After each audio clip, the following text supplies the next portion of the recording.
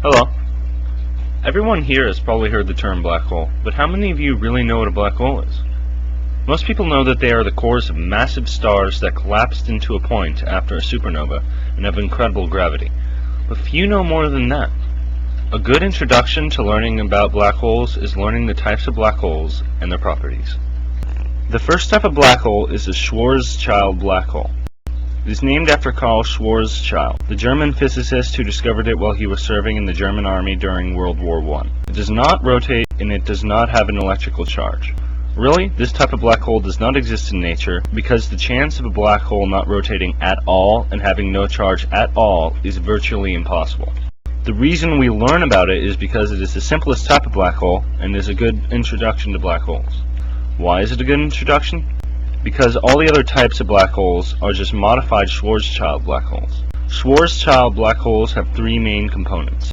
1. A singularity, 2. An event horizon, and 3. A photon sphere. Schwarzschild has another thing named after him. He found out that all the distances between the parts of a black hole were ratios of each other. He set the x in the equation as the distance between the singularity and the event horizon. He called this distance the Schwarzschild radius. The singularity is right at the center of the black hole.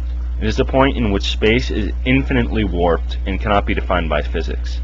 It is the point that everything that enters the black hole moves toward. As stated before, the event horizon is one Schwarzschild radius from the singularity of the black hole.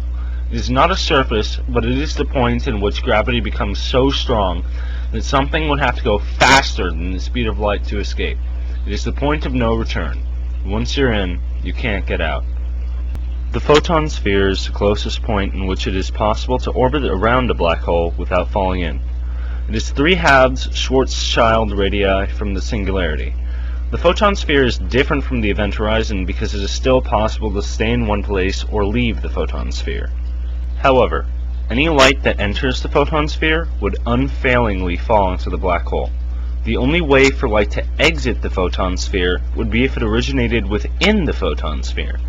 For example, if you dropped a light into the photon sphere, you would still be able to see it until it passed through the event horizon. But if you looked at a light in which your line of sight passed through the photon sphere but not the event horizon, you couldn't see it through the photon sphere. Why? Because within the photon sphere, the gravity of the black hole is not strong enough to pull light in if it is moving away from the black hole, but it is strong enough to pull light toward the black hole if the light is moving perpendicular to it. Next is the Reissner-Nordström black hole. It still isn't spinning, but it does have charge. The Reissner-Nordström black hole is important because it helps explain one of the most complex and confusing parts of a black hole. It's very similar to the Schwarzschild black hole, except for the fact that it has two event horizons. Imagine two black holes with the same mass, but only one has charge. The one with charge would appear smaller. Why? Because when a black hole attains charge, the original event horizon shrinks and gets closer to the singularity. Not only that, but a second event horizon grows outward from the singularity. The greater the charge, the closer these two event horizons get. If they were to cross, they would cancel out and just leave a singularity. No event horizon, no photon sphere, nothing. Just a singularity. Lots of scientists feel that this is wrong, but as of now, it's the best explanation we have. But wait, if there are two event horizons, what happens in between them? In between the event horizons, space and time flip. What this means is that whatever you experience as space at home would seem like time in between the event horizons, and the same goes for time. It's very hard to explain in words, but that's just the way it is. Lastly, the Kerr black hole. This black hole spins, but may or may not have charge. Whether or not a Kerr black hole has charge does not influence its properties because the spinning alone gives it two event horizons. The spinning also gives it two photon spheres, an ergosphere, and a ring-shaped singularity. Why are there now two photon spheres?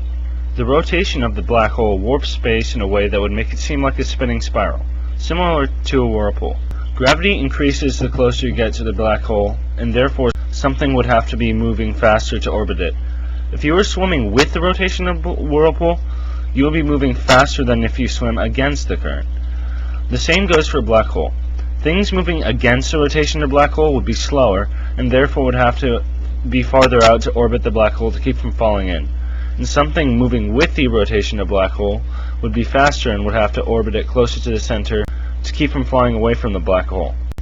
When we say that there are two photon spheres, we are really talking about the closest photon sphere to the center of the black hole and the farthest photon sphere. In between these two photon spheres are various possible orbits for things that do not approach the black hole along its equator. This means there are really infinite photon spheres for all the different possible directions something can orbit the black hole that are not right along the equator. The ergosphere is not actually a sphere, but an ellipsoid.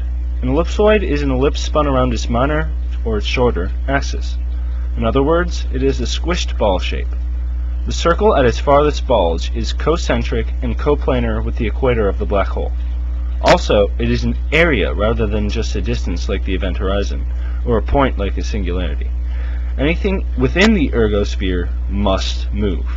It is physically impossible to stay still.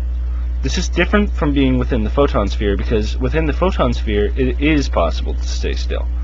The ergosphere's maximum bulge can reach no more than 1.5 Schwarzschild radii. The singularity in the Kerr black hole is different than that of a Reisner-Nordstrom or Schwarzschild black hole. In the latter two, the singularity is only a point, but in a Kerr black hole it is shaped like a ring. Ring singularities are not well understood by scientists. Some scientists theorize ring singularities have some very strange properties, such as anti-gravity and being the outside border of a portal to another universe. To recap, there are three types of black holes. The Schwarzschild black hole, which does not spin or have charge, and has a point singularity, an event horizon, and a photon sphere.